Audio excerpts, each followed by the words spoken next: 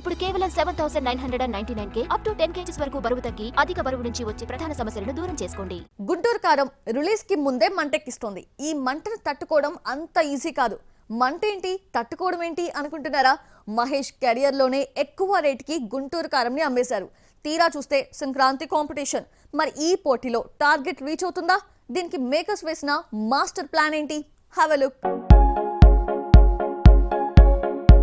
Cinema బాగున్నా లేకపోయినా opening day collections చాలా ఇంపార్టెంట్. ముఖ్యంగా పెద్ద హీరోల సినిమాలకు మొదటి రోజు వచ్చిందే చాలా ఇంపార్టెంట్. ఒక్కోసారి సినిమా రిజల్ట్ను ఇదే డిసైడ్ చేస్తుంది. ఎక్కువ థియేటర్స్లో వచ్చేసి ఎక్కువ వసూలు రాబట్టడం అనేది స్టార్స్ సినిమాలకు చాలా అవసరం కూడా. సినిమాకు పాజిటివ్ టాక్ వచ్చినా ఫస్ట్ డే ఎక్కువ థియేటర్స్లో రాకపోతే ఆ ఎఫెక్ట్ సినిమాపై పడుతుంది. దీనికి ఎగ్జాంపుల్ భగవంత్ కేసరి. లియో, భగవంత్ కేసరి ఒకే రోజు రావడంతో చాలా థియేటర్స్ను లియో కబ్జా చేసింది.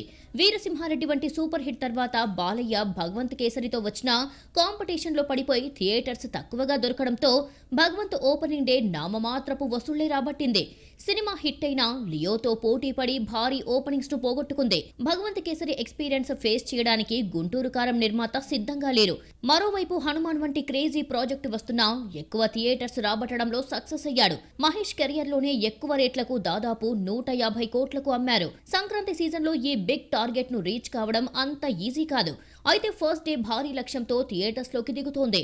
దీంతో తెలుగు రాష్ట్రాల ప్రభుత్వాలను కోరుతూ టికెట్ రేట్లు పెంచుకునే ప్రయత్నాల్లో నిర్మాతలు ఉన్నారు. సలార్ల సింగిల్ స్క్రీన్ లో 250, మల్టీప్లెక్స్ లో 400 రూపాయలు టికెట్ పెట్టే అవకాశం ఉంది. మరోవైపు హనుమాన్ వస్తున్నా థియేటర్స్ సంపాదించడంతో సక్సెస్ అయ్యారు. టికెట్ రేట్లు కూడా పెరిగితే కొన్ని చోట్లైనా ఫస్ట్ డే రికార్డులు తిరగరాస్తుందన్న నమ్మకంతో ఉన్నారు మేకర్స్.